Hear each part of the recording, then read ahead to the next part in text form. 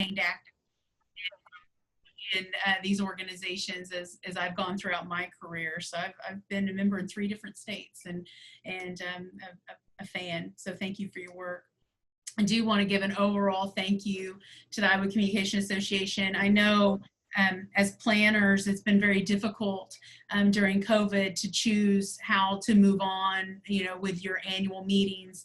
With the Central States Communication Association, for example, we had to cancel back in April, which was really tough on us. We really like to get together. I know many of you are members of that association, but thank you, Iowa Communication Association, for your dedication to getting your membership together, even if it is virtually. And thank you for the invitation to be here.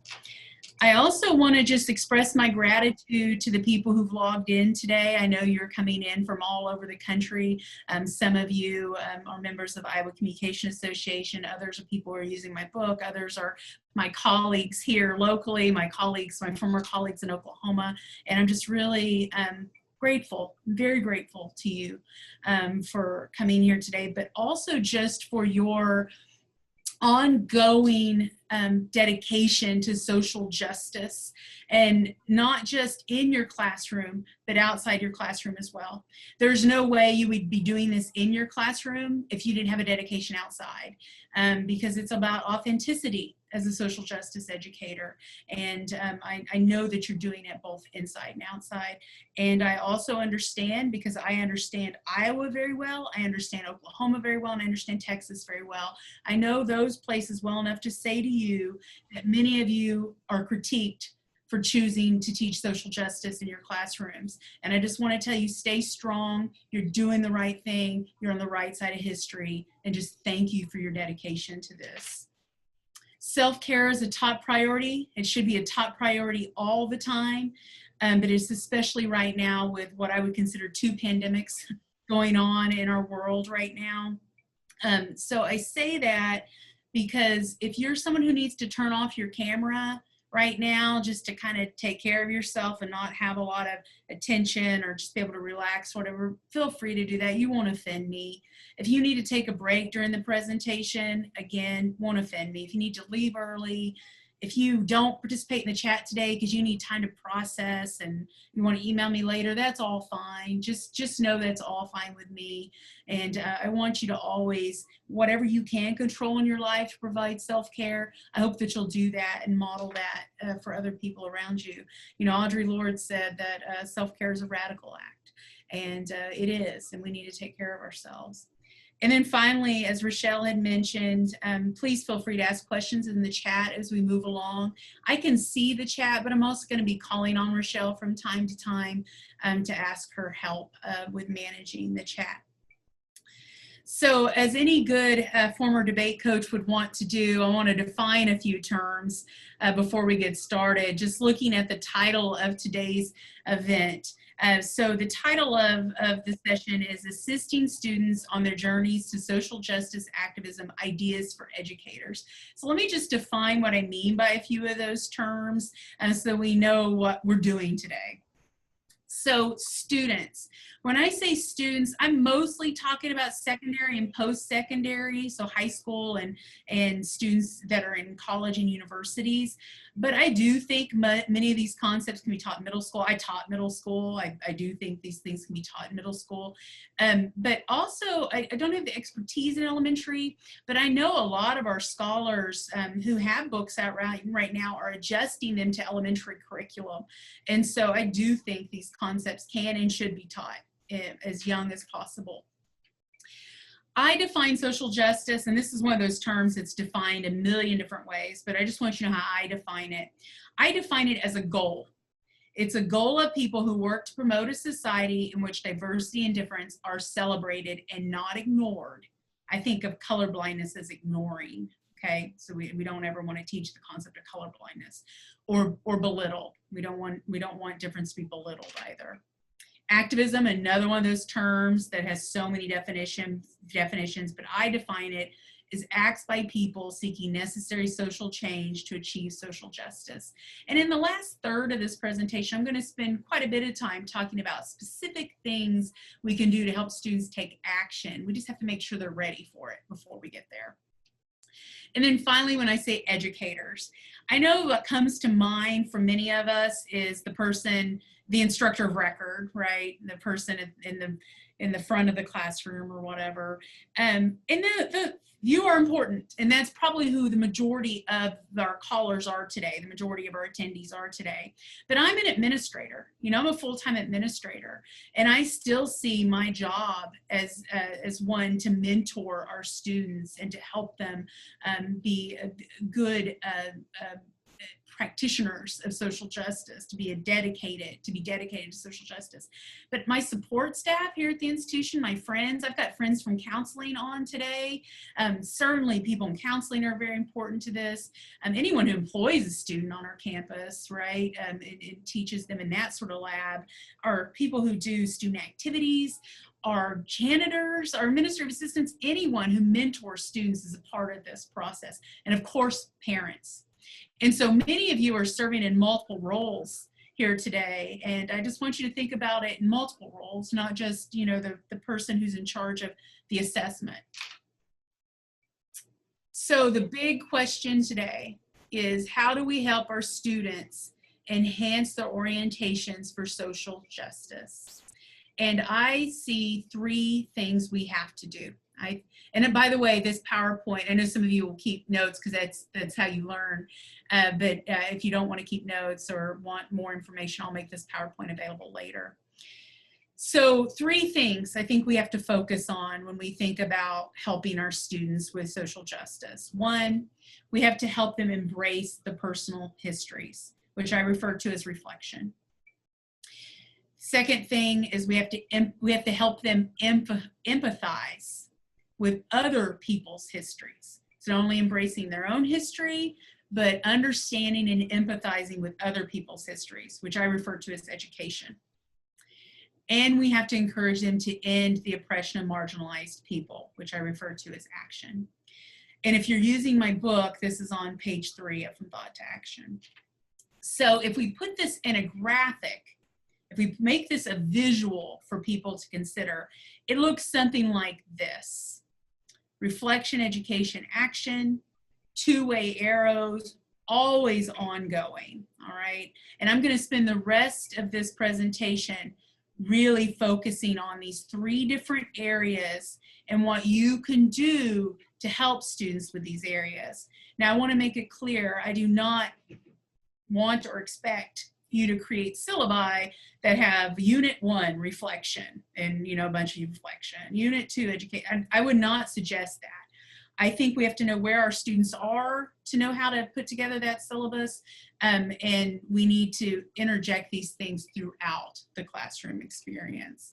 So I want to begin with a question with you before I move into each of these areas.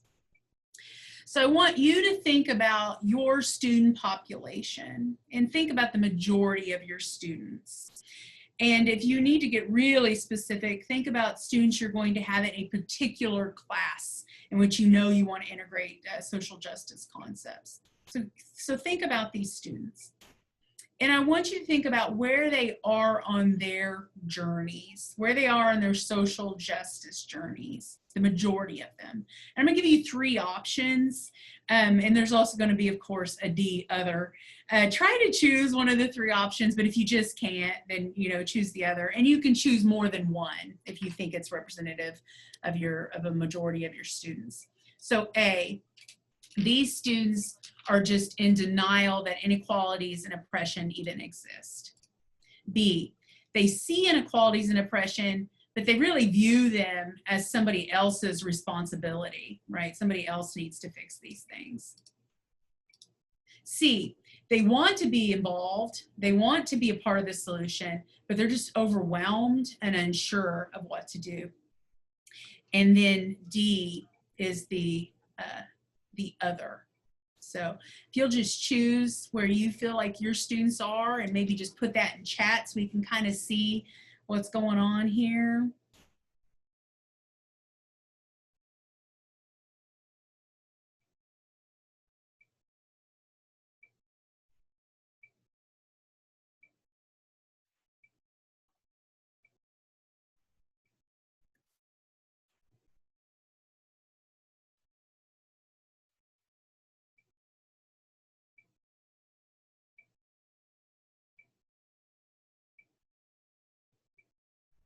I just got to tell you, seeing these names are putting a smile on my face. I know many of these folks, and it's also good to see so many people I don't know. So I'm going to get some new friends today, hopefully. More support, more support for each other in our social justice work. So this is I don't ever let my students use the word interesting, but I am surprised. I'll say that I'm surprised by these. I expected a lot of A.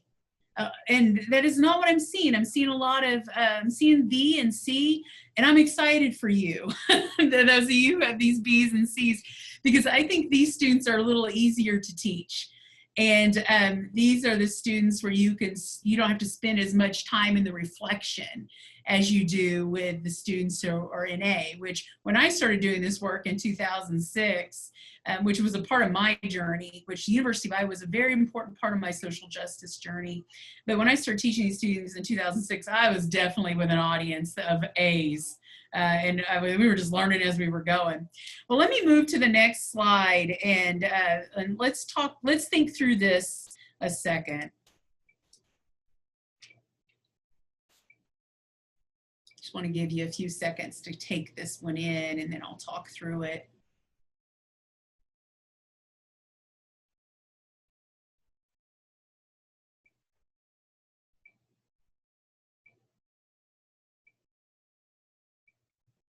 So this is a meme that's been floating around since about mid-June. It originally appeared on Twitter, and it was taken actually from a COVID meme and adjusted into an anti-racism meme.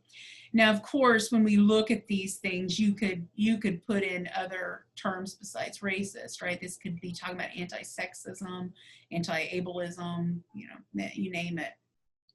But I just want you to kind of, and those of you who are trained pedagogues, you know this. When students are in a fear zone or threat zone, they don't learn well there. I mean, they're not willing to learn, right? This is when they deny there's a problem. They don't want to ask the questions. They want to stay comfortable, and they keep their friendship networks looking a lot like them, all right? It can be really difficult to teach those students, but it sounds like many of you are not dealing with this as in a large scale, which is, good for you. I mean, that makes the work, like I said, I think a little bit easier. You want the students at least in a learning zone. And so if you've got students in a fear zone, you're gonna have to work, to move them into a learning zone. And that's what that reflection piece can allow you to do that I'll talk through in a minute. But the learning zone is where they start to recognize there's a problem. And then the growth zones when they're ready to start being a part of the solution, right? So let's talk about reflection. Let's move into that section. And again, these things all kind of happen simultaneously, but when you're really focusing on helping the students understand the problem, you're going to be really focused in on reflection. So anyone know who this is on the right? Just throw it into the chat window if you know who this is, right? This is Jazz Jennings. And Jazz is a really important person in my journey, and I'll talk about that. So when students students can't understand themselves, when students can't see that they're part of a problem, you're really going to have to attack this, if you will, as a problem solution pattern. And for those of you communication educators, you're like, oh yeah, of course, right? You're going to have to make them understand the problem before you can go into a solution of activism.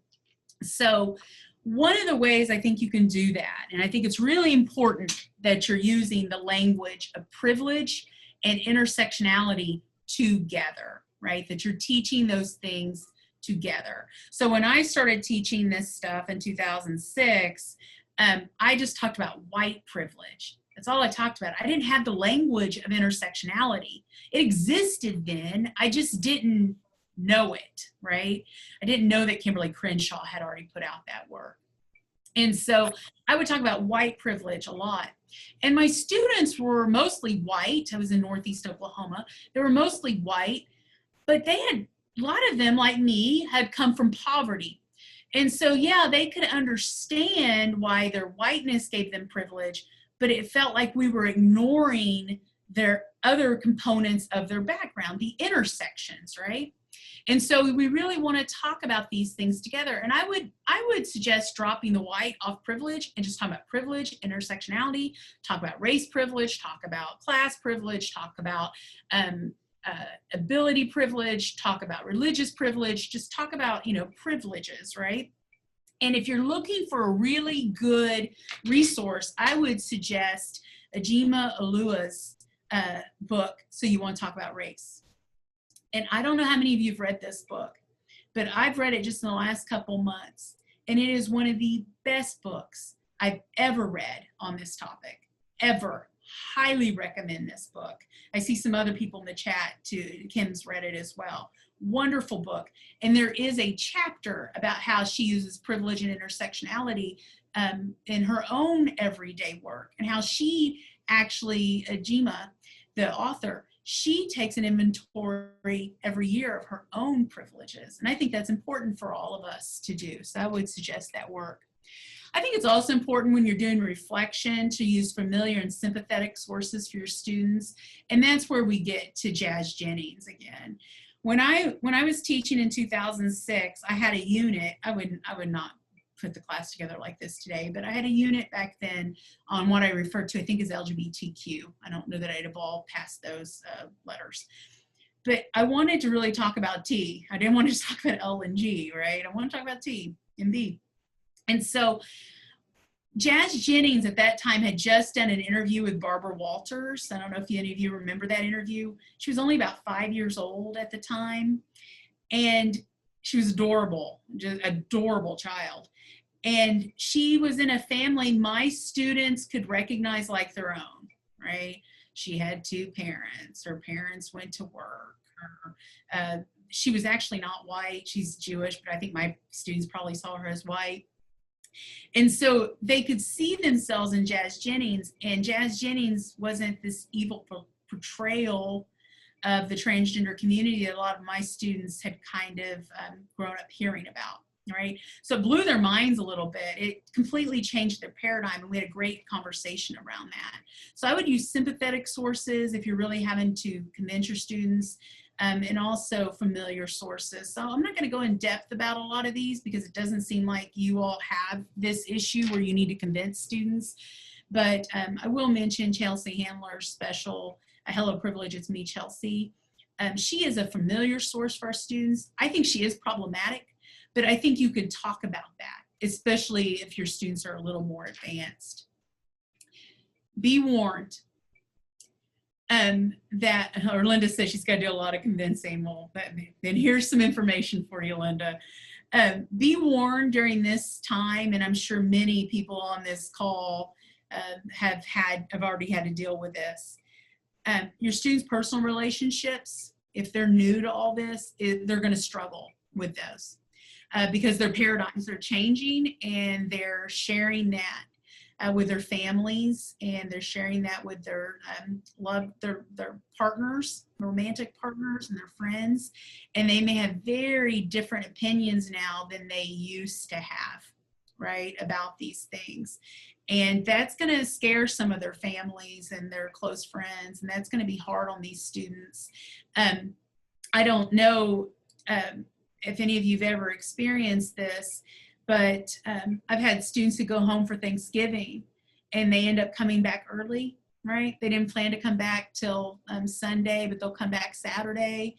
Sometimes they'll send me an email or see me on Monday and want me to know how uncomfortable the Thanksgiving table was for them, and how their parents think I'm a liberal brainwasher, which that language starts up. If you are seeing this happen for your students, or you think it might happen, I would suggest talking about it in class, maybe using readings from Unfollow or Educated to have those conversations with your students, or show videos of Phelps Roper or Westover. So a few more things about reflection, and these are very specific things you can do in your classroom. If you're using my book, chapters 1, 5, and 7 are good for reflection.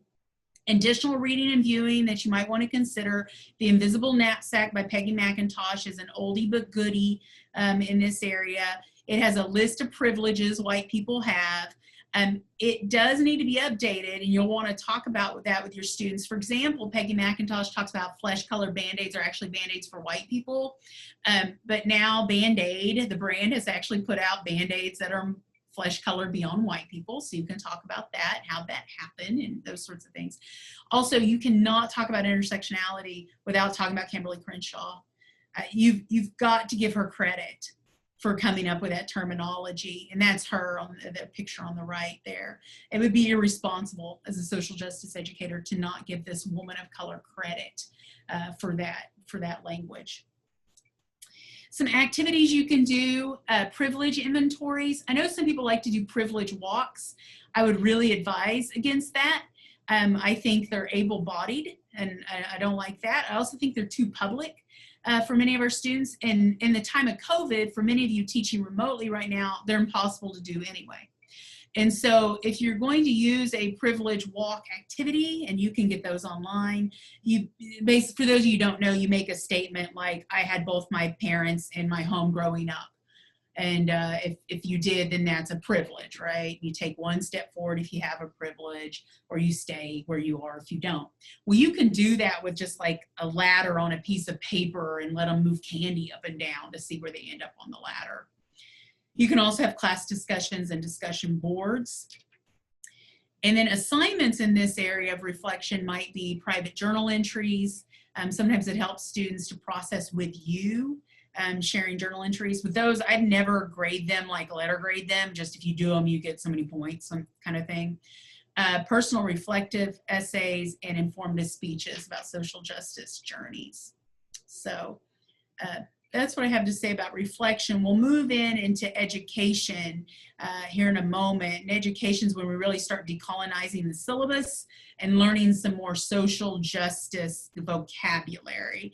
And it sounds like this is where a lot of you may kind of want to start if you've got a lot of students in those B and C areas. So I'm going to pause for a moment, and Rochelle, ask you, I can no longer see the chat. So I'm going to ask you if there's anything in the chat that you want to mention, or if there's a question there.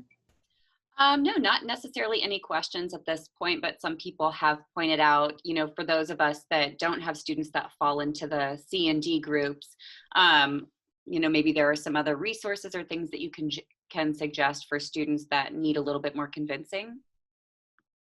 Yeah, I would really focus on what I said earlier about familiar sources. Mm-hmm. So I would find sources that look like my students, right? So that they can see themselves in the people who are scolding them, if you will. And, you know, when I talk with my friends of color this summer in particular, with all that's been going on with Black Lives, so we really concentrated, laser focused on Black Lives this summer. When I talk with them, they'll often say to me that they want me working with the white allies, right? They don't want to have to be the ones who school white allies. They want me, the white person, to be the one who's schooling white allies. And so I think that's kind of the same thing. If you've got a lot of white students, you probably should be using a lot of white sources, like Chelsea Handler, for example. But if you have students of color, that she's not going to speak to them. They're not going to see herself in them, right? And so you may need to find somebody else who's more familiar to them. And there's plenty of Black folks talking about ability privilege, for example, you know, that you could use if you've got a classroom with a lot of Black folks in it, right? Any other questions or comments around that before I move on? No, I think we've addressed them for right now. Okay, cool. Then you all just feel free as we're moving along, like I said, to put those questions in there or comments. If you have resources, things you could think could be helpful to other people, feel free to drop those in the chat as well. So let's move on to education. And like I said, this is when we're going to start really decolonizing the syllabus, you know, making sure that we're bringing multiple voices into the classroom. So here we really want to focus on social empathy. We're really trying to help our students develop social empathy. So this is the, you know, they're moving out of their own journey, what I discussed before, right? They're coming to grips with their own journey and their own part in this, but now we want to help them understand other people's journeys that look different from them. And so I used to just call this empathy, but it's more than that. We're not talking about interpersonal empathy. We're talking about empathy for a group of people. Systemically. And we want them thinking about historical trauma for groups, right? Because if we don't do that, our students will do that whole, well, I'm not homophobic because my best friend's gay. Well, okay, you got one gay best friend, and does that person really feel like they're your best friend? That's a whole nother story. But that we want them looking at groups of people, not as individual or one-offs. So I would really encourage you to get a hold of Social Empathy by Elizabeth Segal. It's a book. I wouldn't necessarily assign this book to my students unless they're advanced students, like upper level college students or graduate students. But I, as the teacher, would want to have read this book and have information about social empathy so you can teach it different from interpersonal empathy. You also want to look to books, and this is a meme. The one here on this slide is a meme that's been going around in the last few months as well. These books are all by scholars of color, I believe. Some of them you may think are white. They may code as white, but they are Jewish. So I would consider all these books by people of color. And I think we need to be looking for books from people of color. And we need to try to buy from bookstores run by people of color, owned by people of color whenever we can. So we want to look to books, movies, podcasts, museums, music. It's really just about, introducing our students to all different types of people and lived experiences.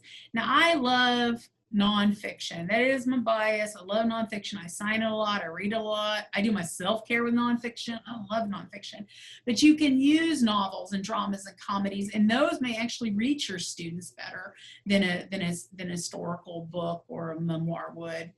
And also, you want to start using more social justice vocabulary as you're really focused on education. And you want to talk about it in a few ways. First of all, is communication people. We want to make sure people never use language to alienate people from a conversation. So we want to make sure they have the vocabulary they need to be a part of the conversation, and also talk to them about making sure people understand what they're saying, right? But also we need to look at language as it evolves, especially as communication folks. So a word right now that's being used a lot is BIPOC, BIPOC, which is Black, Indigenous, People of Color. If I were teaching a course this fall, I would definitely have a conversation about that specific language, because there's lots of great blogs and articles and opinion pieces out there right now about why that language needs to be used. And we want to think about language that evolves from the people it labels, right? And BIPOC, that's where it came from. And so I'd really want to explore that particular terminology. Never be afraid of the new terminology, and model that for your students. You also want to encourage authentic relationships. Now, I say this with a huge caveat. Never, ever assign something like a oral history and tell your students to go out and find someone who uses a wheelchair and interview them. Don't do that. Unless they have a relationship, a really good relationship with somebody in that situation, they shouldn't go out and use someone, right, for an assignment or to learn information or whatever. You want authentic relationships. But here's the truth of it, and there are plenty of studies out there about this, and we all know this. We tend to have friend networks that look just like us. And the best white allies I know are people who grew, and they're better at it than I am, because they grew up with lots of people of color, and there's a comfort level and a trust with them, right? And so we really want to encourage our students to do that, and to make friends who don't look like them. But we want to be careful that we're not teaching them to use those folks. And I say that knowing that a lot of my friends, my Black friends right now, they'll tell me they're tired of being Blacksperts. They're tired of being Black Google, all right? And so we want to be really careful about that and help our students understand why that is a bad idea. So some common student struggles here that you'll want to be prepared for is there will be anger. The truth is, and this as people who have studied and used pedagogy, students can't unknow once they know. right? And you're going to move them out of that fear zone. That's your goal, right? For those of you who have them hanging out in the fear zone, you're going to move them out of there into that learning zone. There's no going back, right? They can't unknow. They can't go back to ignorance. It's impossible for them to do that. And so you're going to have to deal with some anger there. They're going to be mad at you. They're going to be mad at you for running TV for them. Or they're going to be mad at their middle school teacher for not teaching them history of people who looked like them, right? They're going to be angry, and you're going to need to be able to deal with that. And then there's going to be discomfort as well. And I'm going to share a meme with you on this next slide. Just give you a second to read it and think about it.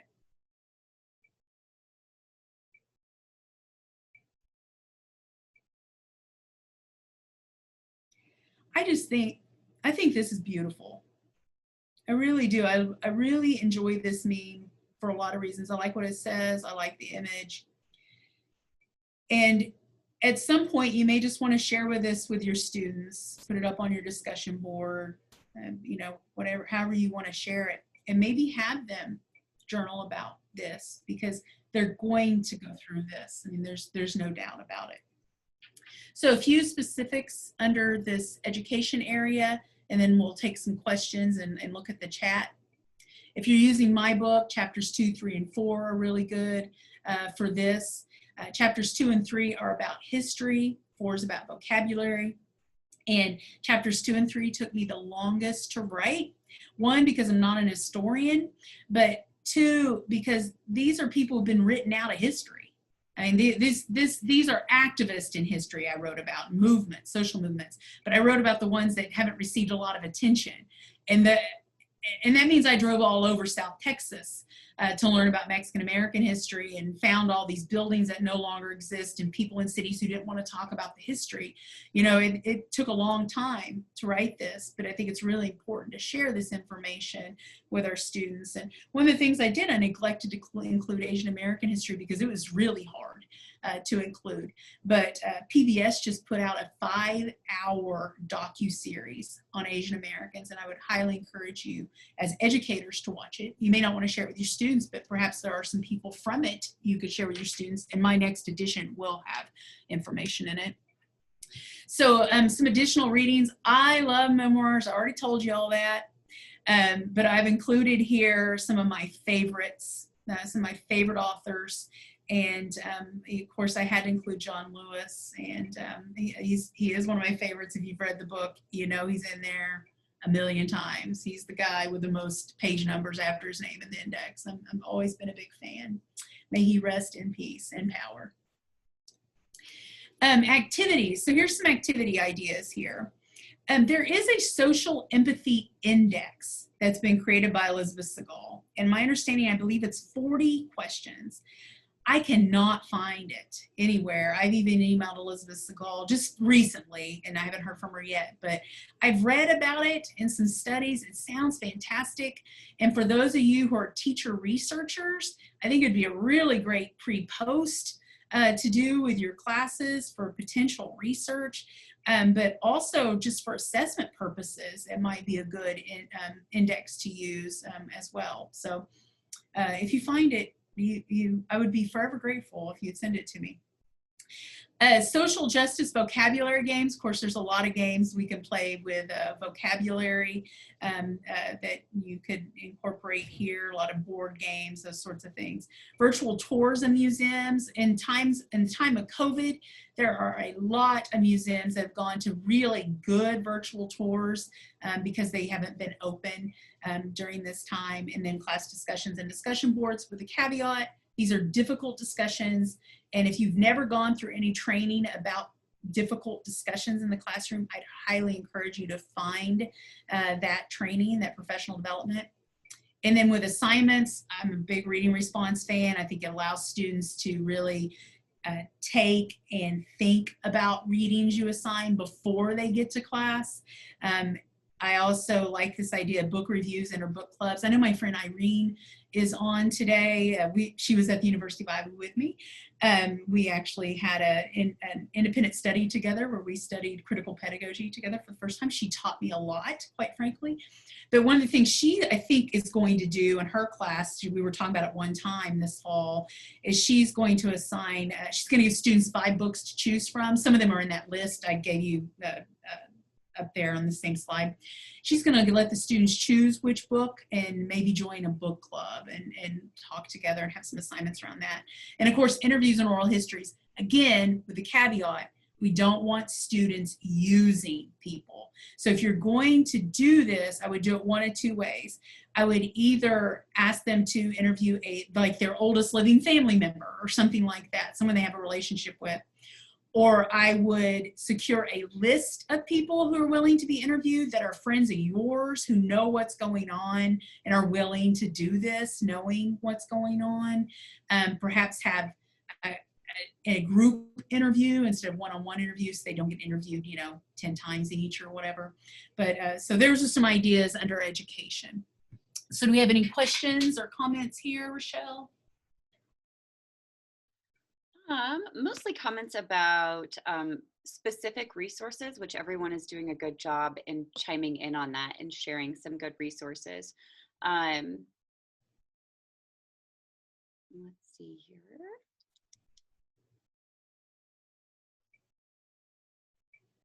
The truth is the resources really, and I gave you some books and that sort of thing, because it really depends on your likes, as the educator.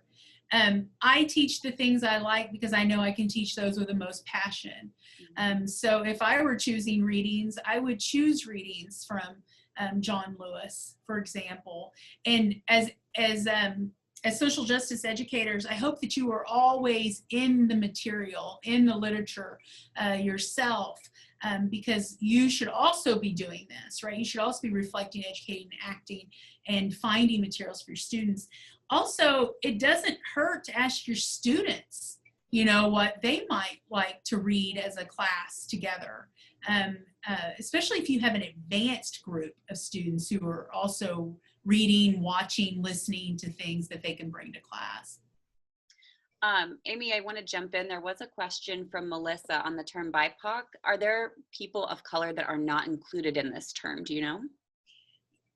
So my understanding of the term, it is that it's specifically being used for people who are Black and Indigenous, because some people see the issues for those populations being a little bit different than the overall term people of color. And there's a few things going on there. Some people see that people of color term as being really dated and not something we should be using at all. Also, the model minority myth, POC still covers the folks who are a model minority, right? And so I have a reading I've posted on the books. The book has a Facebook page where there are 2 or 3 posts a day on that page of recent materials. So I would encourage you to go join that page. It's just the name of the book. And I can pull from that if anyone wants to email me. There's a great essay about BIPOC and its evolution. I would be more than happy to share with folks because I really want us teaching it and talking about it. And just for clarification, Melissa asked, this might help everybody too. So it's not Black and Indigenous, it's Black Indigenous? Oh, no, so that's not my understanding. My understanding is it's Black and Indigenous. Mm-hmm. So yeah, I mean, those are the conversations you can have though, right? Like, because we all know as communication scholars that we create terminology, right? We create it between us and we make meaning between us. And so I think those are great conversations to have. And please don't let me as a white woman tell you how to use that word. I mean, that's something I would definitely go to people who identify as BIPOC to identify that correct usage. That's great. I think we've addressed the questions for now. All right. How much time do we have? Okay, cool. We're doing very, very well. All right. So let's move into action. And the first thing I want to say about action is do not start here prematurely, because your students can do a lot of damage if they're not ready for action, right? If they haven't been prepared for it, if they haven't already done the reflection and some of the education, we do not want to move them into action. When I get asked to come to schools to speak, or speak through virtual means now, to talk to students, this is usually what I'm asked to come talk about, because there are students, you know, who are anxious to get started, and I think that's exciting, and I really hope that many of you get to have that experience, or have already had that experience. So first thing I would say is that in this section, we want to focus on local activists and not famous activist. I think so much of the time we teach people like Gloria Steinem, Martin Luther King Jr., John Lewis, you know, Larry Flint, people who are huge and whose activism is really a full-time job for them, right? They have found a way to create a situation which is a full-time job for them. For most of us, it will never be our full-time job. It might be incorporated into what we do every day at work. I do think that educators are activists. I think education is activism. But for the most part, we're doing our protesting and attending our meetings and those sorts of things around our causes. We're doing that when we're not at work. Right? And so we want students to know how to balance all that into their lives. And so I would really encourage you to invite local activists to your classroom, and that may be virtually right now. And if it is virtually, so in my case in Corpus Christi, we have plenty of local activists. But let's say I wanted to bring a San Antonio activist, and I could easily do that right now, virtually, right? You wouldn't have to worry about them having to travel. So you could bring in a local activist from another community even, but just focus on local activism so students can see what that looks like. I'm a big believer if students see it, they can be it. And so I really would want them to see some local activists. The other thing I would really encourage you to do is think internationally. So when you are teaching more about the famous activists, please look internationally and not just here in the US. I think a really good person to teach right now is Joshua Wong, who's in Hong Kong. Joshua has led a student movement since he was in high school. And now he's in college. He's actually served some jail time for it. And he has a book out recently. I'll share the title with you in the next slide. And then once you've done some of that, you've done the reflecting and educating, and the students have learned a little bit about activists, I then would start talking about their own passions, or do this as part of that just greater discussion. Talk about their own passions, their mission in life, what they hope to achieve, what's important to them, what their values are, before they choose causes. I would not just jump into, okay, everybody, what do you want to do? They need to prep for that by a better understanding who they are. And once they have a good understanding of who they are, what their values are, then help them identify 2 or 3 causes. That's where I see a lot of students get overwhelmed. When I asked that question at the beginning about students being overwhelmed, I see them getting overwhelmed with not being able to pick a couple of causes. They want to pick like 25 things they care about, which makes sense. I mean, if you're against oppression, you're against oppression. I mean, you don't want oppression for anybody, but you got to learn to focus, and also help students understand that their causes will change with time. They'll change with lived experiences, you know, that sort of thing, which is true for me. I'm sure it's true for many of you. Also, you want to help them create short and long-term goals. Now, if you're teaching students who are mostly new to this, right, and you're not really getting to this activism component till kind of the end of class, I would probably focus more on the short-term goals, right? The beach cleanups, the food drives, that sort of stuff. If you get the students a little bit longer and you think they have a better grasp of their own responsibility at the beginning of the class, then I would go for more long-term, more systemic change, because the students need to understand the difference. A beach cleanup is a Band-Aid. right? It doesn't solve anything. You're going to have to go back out there and clean it again in 2 weeks. But let's say you're out there doing a beach cleanup and you notice a bunch of styrofoam cups. Can you tell I live in a beach community? You notice the styrofoam cups from one particular fast food restaurant keep appearing over and over and over again, and you know how bad styrofoam is for the environment, then perhaps a systemic change is working with that fast food company to get rid of those styrofoam cups, right? And so those are things we really want to encourage students to do, is to really try for systemic change. Although we may have to start with some Band-Aids to get their feet wet, the goal is to eventually teach them how to be people who make systemic change as they leave your classroom, go into their communities for the rest of their lives. And again, continue to reflect and educate as you teach action.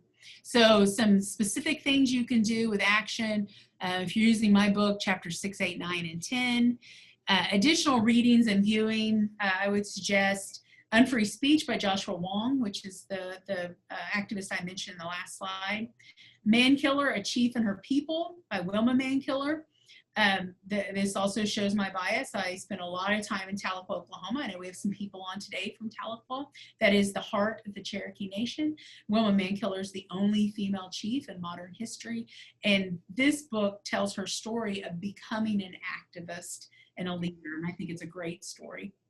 And then Being Human by Judith Heumann. You may recognize her from Netflix's Crip Camp, which is a fantastic documentary. I highly recommend it. The Obamas produced it. It might be something you want to show in your class as well. But Judy Heumann is an amazing person, and she has this new book out. And I have not read it, but I am so certain it's going to be good. I think I pre-ordered it. I don't even know that it's out yet, but I'm certain it's going to be good. And we've got to talk about disability and ability, and when we talk about oppression. So some activities here you could do, telling activist stories. Again, you can have people come in on your WebEx, your Zoom, or whatever right now. Maybe you can put a panel of activists together, of local activists.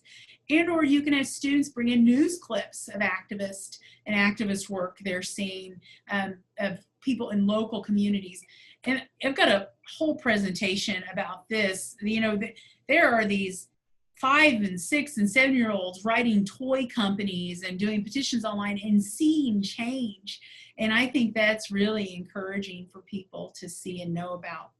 Another thing you can do for values is you can use these value cards. They look like a deck of cards, and each card in here has a value on it. So a personal value. So if I pull these out, the first one I pull out says courage. So something you could do with your students is you could have them go through these deck of cards as they're trying to decide what their values are. You could have them stack them initially into important to me, not important to me, sort of important to me, then go from there to their top 20, their top 10, or whatever. And that'll really help them kind of really drill it down, you know, what's important to them in life. The caveat here is these are really expensive. These are about $20 a pack. I have no idea why they're so expensive, but they are. You could include them as part of a course pack, I suppose. But if you ever have any money to spend in your classroom, this is something you could buy. And of course, class discussion and discussion boards, then assignments, reading responses, personal mission statement. And if you're using my book, there's a worksheet for how to do that. You could have them give a persuasive speech about a cause or an action, and why people should join them in their cause or their action. And then a group activist project. Now this is a very involved assignment, and it's part of the instructor resources for the book.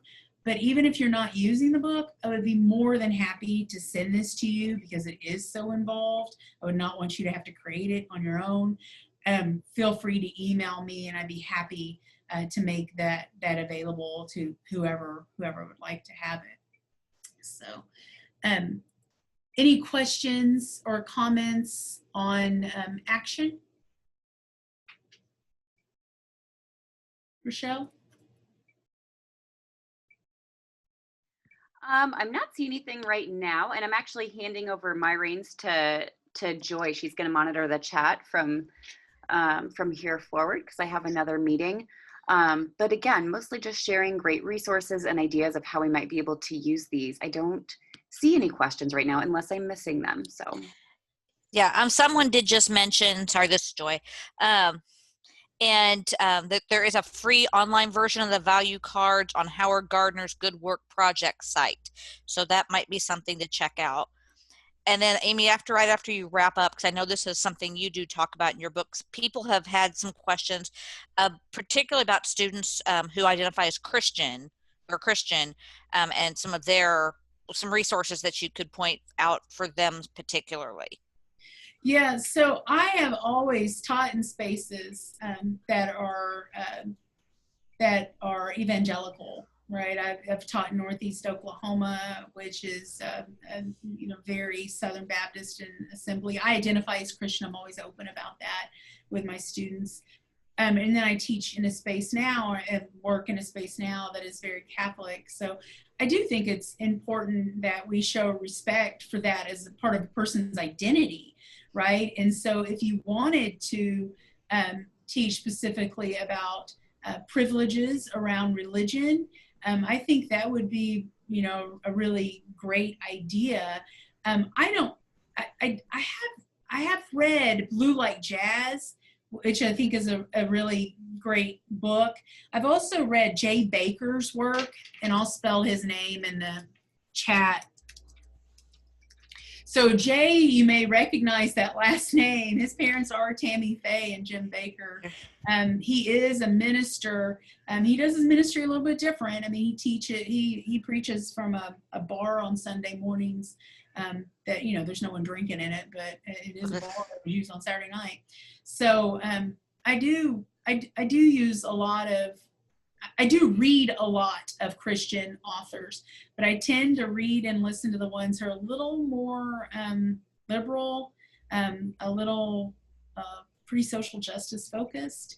And I will tell you, and I know you all have faced this, it's my Christian students that often have the biggest struggle with the things they're learning, because sometimes what they're learning is in direct opposition of what they feel like the Bible says, the Christian Bible says. So I don't know that I can really offer, much more than that. If anyone else has any ideas, please, put them in the chat. I do think it's incredibly important to be respectful of people. And I know that when we start having these conversations, it is often my Christian students and my Republican students, who are sometimes one and the same, sometimes not, who often feel the most uncomfortable. Thank you, Cassandra. I'm glad this has confirmed some things for you. I'm reading back through your chats here. Oh, I'm glad some of you have been able to use some of these resources before and they've been helpful. Oh, it looks like someone suggested Dear White Christians by Jennifer Harvey. Yeah, Irene mentions that as a woman of color, it's often perceived that she is white. So it's important to discuss honoring how individuals self-identify. I agree with that. I also, and Irene, you can jump in here if you want to get on audio.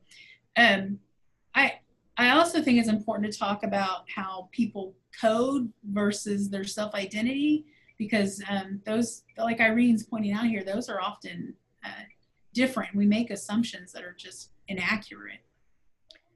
Hi, I'm here. Hello there. So anything you want to say about that? Yeah, I think it's important too that we don't ascribe identities to people when they don't self-identify. I had a student one time, and I made the mistake very young in my teaching career. I made the mistake of saying, Asians such as yourself, or Korean. I think I knew she was Korean American, and so I said something like that, and she got really offended. And she's like, "I'm Italian." And I said, "Excuse me?" She's like, "I was adopted by an Italian family. That's all I've ever known. I'm Italian." And so it struck me. Similarly, I had a colleague who was Black. And I said, again, in conversation, I said something about African Americans such as yourself. And she's like, I'm not African American. And I'm like, okay. So how do you self-identify? She's like, I self-identify as a Black Latina, because she was Dominican. And so we have to be careful as well. And the last example is I teach now in Southern California, Los Angeles, but my first, that's where I cut my eye teeth and teaching is at Cal State Los Angeles, Hispanic. And I had one student who got really offended by that as well. And so it got us into a really good conversation about how do we self-identify. And she wanted to say, well, we'll just say Mexican American, but knowing the demographics in Los Angeles, most of our students actually aren't Mexican, right? Or come from Mexico, or their families don't come from Mexico. And so I asked the class, I said, how many of you are not Mexican? And like 3/4 of the arms went up. So I went around the room and we had Salvadoran, Guatemalan, Honduran, Panamanian, Dominican, Puerto Rican. And so I said, so obviously Mexican American isn't going to work either. So what kind of pan-ethnic terminology could we use or should we use? And so I think in that conversation, we ended up with Latino. But it is complicated, and we have to remember that our own perceptions of others may not be who they see themselves as. And so we need to kind of be aware of that. Yeah, and what I appreciate too, and I've appreciated about Irene for a long time, is her humility. You know, and I think that's really important as an educator in general, but especially if you're teaching social justice, is that you've got to be okay with being told you're wrong. Mm-hmm. Right? And you have to model for your students about how to have a discussion, right, when someone calls you out. And I think that the way you've handled it in your classroom is a really great example of that. When I first got to Texas 7 years ago, I met an Hispanic serving institution, and I'm in South Texas. I'm in Corpus Christi, and we're probably 2 hours from the border. I had my first checkpoint experience here when I went to Costco within a couple months being here and all that. And I remember when I got down here, I'd refer to my students as Latinx, because that's how we just talk about them in the academy, right? And my students just kept looking at me like I was crazy. Oh, I'm trying not to use mental health language. They would look at me like, you know, I didn't know what I was talking about. And so I kept doing that. And one of my students was in my office one day, and she was getting ready to self-identify as Hispanic. And she pauses and goes, oh, I mean Latinx. And as a white scholar, I about fell out of my chair, because I recognized, oh my gosh, I'm telling these students how to identify themselves, right? I am oppressing them. I'm labeling them. And so down here, the term Hispanic is the accepted term. And so I've just had to, I've embraced it. It's the term that folks want to use here. And so it's the term I'll use, right? So I do think that's an important conversation to have. Lots of great comments here, you all. Thank you. Shonda is asking about international students. And I do think it's important to talk about international positions and ideas and geography in our classes.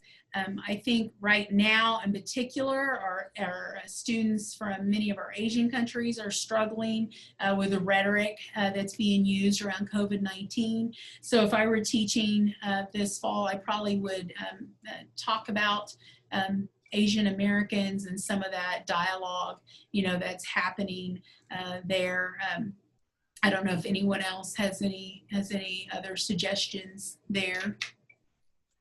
Feel free to get on if you would like to on audio. Okay, I just have a comment of Hispanic versus Latinx. So I am Hispanic, and I'm very offended by the term Hispanic. I prefer Latinx or Latina, just because of the way the Carter administration pulled in the idea of Hispanic to be used to identify people in a census so that they could ship them out and deport them back to Mexico. I'm just saying that I have real issues with this. It's just like when people used to say that they spoke Mexicana in Chicago area so that they could determine the Mexican ghettos. Good, how are you? Just saying. Yeah, and I completely understand that. And, you know, it's a little bit different for me being in the classroom as a white instructor. I don't know if you have suggestions on ways to handle that. Like, would you, in those discussions where I have students telling me they want to be called Hispanic, would you suggest introducing readings about the origination of the term and why it was used?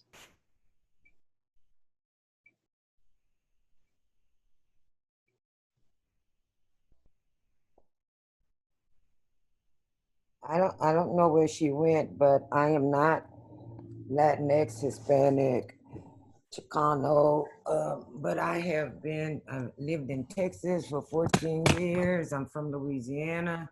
But anyway, and I've been teaching this stuff since the early 90s. And that is what I do with any group what we do is talk about the terms, where the terms come from, and why some people choose to use some terms over other terms. And then people are allowed to use whatever terms they want as long as they're not derogatory. But I try to make sure, like, you know, some people want to be known as Chicano because that has a special resistance kind of connotation to it. And other people don't want to be known as Chicano at all. And the same thing with Hispanic and Latinx and Spanish and all of this stuff. And so what I think you do is try to tease out the terms, what they mean, the connotations that some people have with them, and then people make their own decisions. Yeah, I think that's a great suggestion. That's why the discussions around vocabulary are so important, right? And you know, dialoguing through the difference is really important. Joy's asking me about the terminology folks with an X instead of folks with the traditional spelling of FOLKS.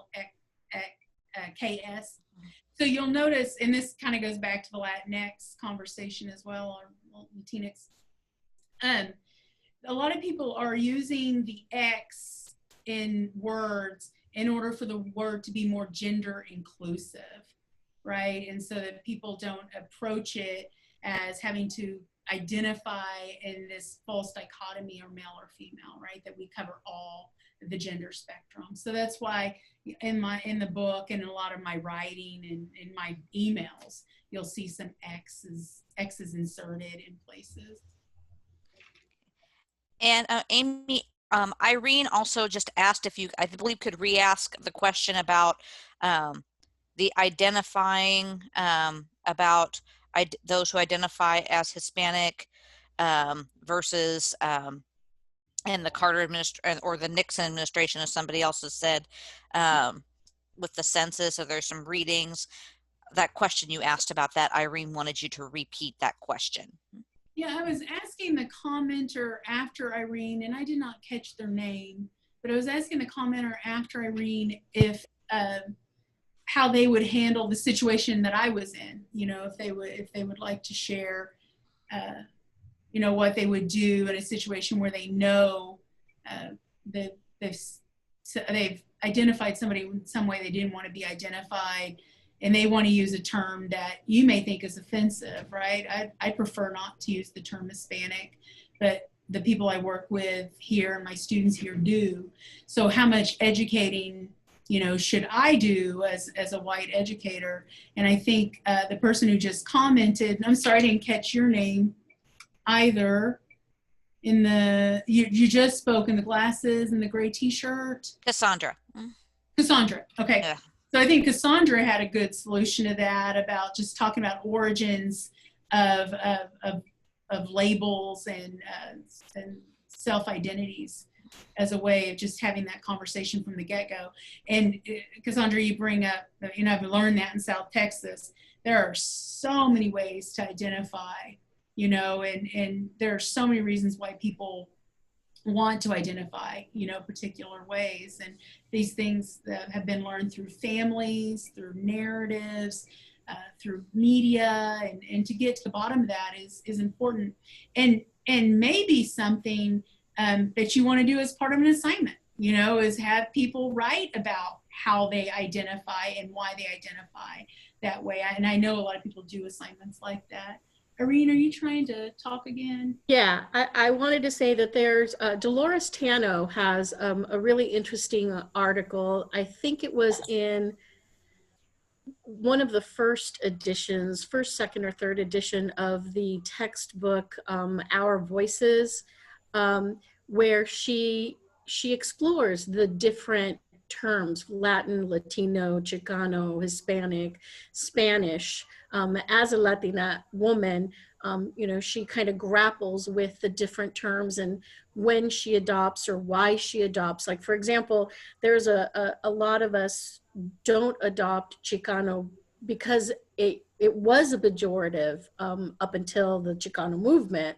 Like most of my older aunts and my mother refuse to use that term because they see it as a pejorative. But I also recognize it as a political term, a political label these days. So depending on where I'm at or whom I'm with, I will use it. And so Tano kind of does the same thing. So it'd be interesting, especially for you where you're at, Amy, but anywhere that is a Hispanic serving institution or has a large segment of Latinx, Hispanic, you know, that, you know, group of people, that to offer that essay, and then, you know, and then explore it either in a discussion or, as you say, in an essay, because it does get complicated, you know, and I think all groups have that same kind of complication, right? I mean, in the Black community, you know, are they African American? Are they, you know, Black? Are they, you know, and so how they want to self-identify. And part of the problem is that, at least in the Latino population, the Latinx population, they would all prefer to self-identify as whatever their ancestral history is, right? I am Mexican and Spanish, so I am Mexican Spanish American. But when I learned when I was 8 years old what a mestizo was, for a long time I called myself mestizo, right? Because mestizo was the Spanish and the Mexican indigenous mix. And so, you know, how do you want to self-identify? But Tano does a really nice job of kind of exploring and grappling that in a way that, you know, students might be able to handle. And it's written in a really accessible kind of way. Irene, would you mind putting in that in the chat? There's some people asking for the author's name. Sure. I'll find it. I'll see if I can find the essay itself. Okay, that's awesome. Thank you so much. I mean, and this is one of the, and I see you raising your hand. I'll get over in the glasses, Linda. Yeah. I just want to say this is one of the benefits of having a good social justice network, is because, you know, I have my identities, right? I have my intersections, but I can't have all this knowledge. I don't have the lived experiences. And so I'm always really grateful. Irene and I have been friends for a long time. I'm always really grateful that Irene and I can have these sorts of conversations. So, Linda. I was just going to say, I think it can be very helpful to talk about labels and language use and how that's related to power. And, you know, I think that, you know, sometimes I encounter students that are frustrated with, well, what are they called now, kind of thing. And it's like, because it's about power, and it's about who has the power to name, who has the power to claim those names. And that what we often see is that labels for people are then become something that is used to put them in a power down position. And we sometimes see groups try to reclaim tried to reclaim queer, for example, as a way of reclaiming that power. So we do see shifts in the labels, in the language use, and that's not accidental. It's not because, you know, we want to be creative and we want to come up with, it's because of how those are being used and the real effects of power on people. And I think helping students to understand that can be very useful. So I feel like I'm pretty good sometimes at laying out the theoretical framework, but then actually, like you were saying, Amy, you know, I'm limited in terms of what I can talk about from my own experience. Yes, thank you all for that conversation. I think this really, you know, gets back to the ideas about vocabulary and also identity, and how, I mean, if we're having this fruitful conversation, I can only imagine, you know, what can be done with our students. There were some questions in the chat about the use of ally and co-conspirator. So I want to address that. There is a movement out there, certainly, by people of color, asking, really, you know, making it clear that they don't really need any more allies. They don't need friends. They need people who are going to stand beside them and fight with them, right? When we think about BLM right now. But this goes for any group, right? I mean, if any group you ally with, they're not just looking for people to pat them on the back, and we're looking for people to go out there and fight with them. And I think allyship is complicated, or accomplices, or however you want to talk about it. It's complicated because, again, it requires humility when you're not a part of the group, and you have to be willing to be schooled, right, and not give up. So a lot of people, once they're called out, they'll try to give up, right? And so I do think it's important that we talk about that when we talk about allyship, and that we're looking for people who are willing to go out there and do the work and be uncomfortable, right? I mean, it is uncomfortable at times, and, you know, allies should be willing to give up privileges and power. And that's what good allies do. And I don't really care what label you use. I mean, if you want to keep using ally, that's fine, as long as you recognize an ally needs to do the work, right? Anybody else want to make any comments about allies and the contribution of the allies? If there is a question up there, Amy, I don't know if you saw it from Allison, about ally/supporter versus ally or co-conspirator. That co-conspirator is more about action, and so I think she just wanted some thoughts on that particular dichotomy of terms. Yeah, I mean, I almost included a meme today that showed ally, accomplice, and advocate.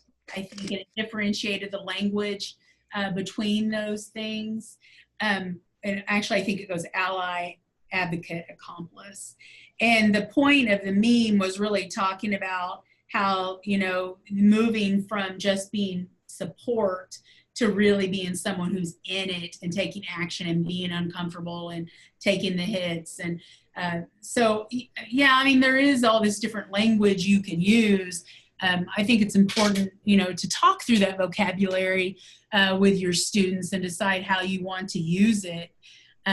But you know, I know Allison has some problems with co-conspirator. She's not the only one. I mean, language is complicated, right? And so that's just a conversation I would suggest having with your students. You know, what do they want to be? And I would certainly have a conversation around what it means to be a good ally.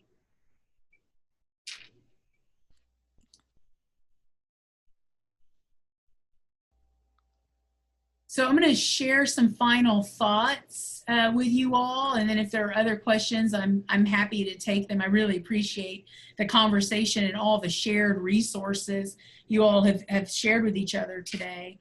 I just want to start by saying persuasion takes time, that as you do this work in your classroom, you may not get immediate gratification.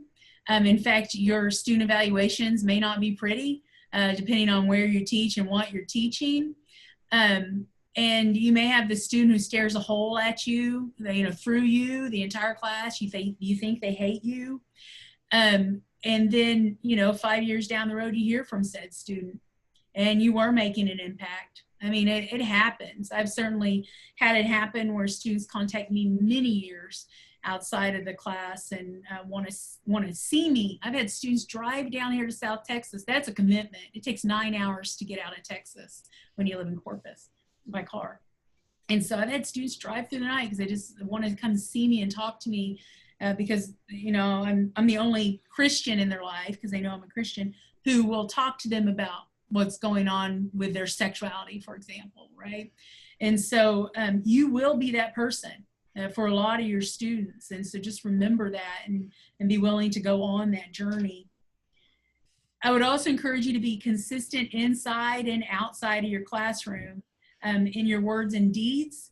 So if you say inside your classroom, and I think it's important to own who you are, but if you say inside your classroom that you're anti-Chick-fil-A, for example, you don't like the stance they're taking, or some other business, Hobby Lobby, Walmart, whatever, some other business you don't like their business practices, if anyone ever sees you in that business, you're done, right? Nothing you've ever said to them will ever mean anything to them again, right? You're only as good as your words. So I would just tell you to be consistent words and deeds, and reflexive and humble.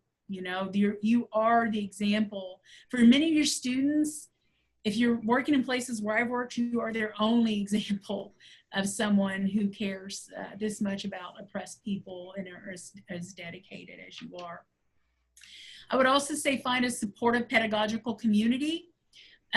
This group is great for that. If you see someone here in particular you've been impressed with, or seen somebody in chat or whatever, I hope you'll reach out to them if you don't already know them, because you're going to need it. You're going to need to be able to draw support because there are going to be times you're not going to feel as strong, especially if you're being critiqued by parents or your colleagues, whatever might happen, your boss.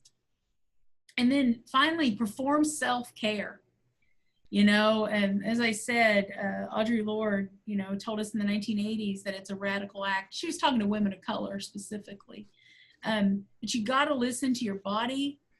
And when you're tired, you need to take a break. And that break could look like a lot of things. It might just be you need to get off Facebook for 2 days, right? You need to stop watching CNN for a minute, right? You just need to rest yourself and find things that bring you joy. Finally, and then I'm happy to take any more questions or read through some of the comments on chat.